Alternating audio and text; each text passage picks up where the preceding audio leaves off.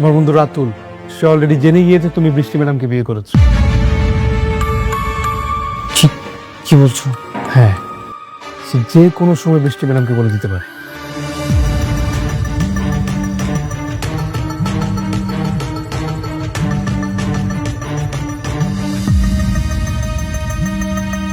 বৃষ্টি,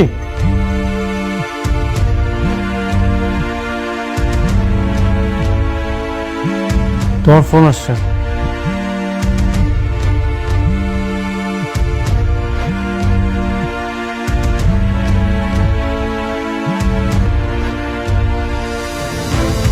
হ্যালো, কে বলছেন? আমি রাতুল বলছি। রাতুল? কোন রাতুল? অনেকের বন্ধু রাতুল। তুমি এক সময় আমাকে ফোন করতে অনেকের সাথে কথা বলার জন্য। আমি সেই রাতুল।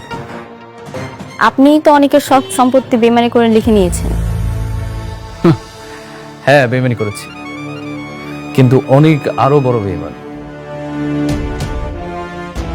তুমি কি জানতে চাও না অনেক কি বেইমানি করেছে?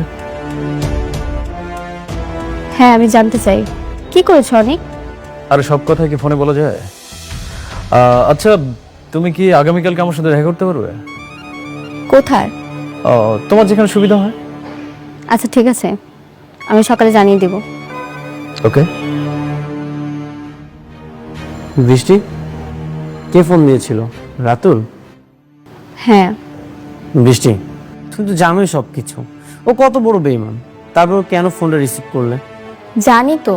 বৃষ্টি, সাব্বির এখানে কেন আসছে? এই সব ইনফরমেশন দেওয়ার জন্যই আসছে।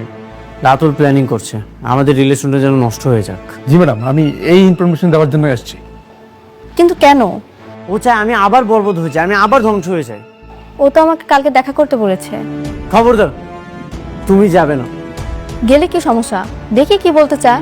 আমি তো তোমাকে নিষেধ করেছি, তুমি যাবে না। রাতুল তোমাকে মিথ্যা বানোয়ার গল্প শোনাবে, সেটা শুনে তোমার মন খারাপ হয়ে যাবে। আমি কোনোভাবেই চাই না তুমি সেখানে যাও আর মিথ্যা বানোয়ার গল্প শুনো। স্যার একদমই ঠিক বলেছো ম্যাডাম, আপনার যাওয়ার একদমই দরকার নেই। স্যার খুব ভালো একটা মানুষ, সেটা আপনি জানেন, আমি জানি। কেন ওনার কাছ থেকে স্যারের নামে মিথ্যা বানোয়ার গল্প শুনতে হবে? বারবার এরকম নিষেধ করছে কেন? অবশ্যই কোনো কারণ আছে, সেই কারণটাই আমাকে জানতে হবে।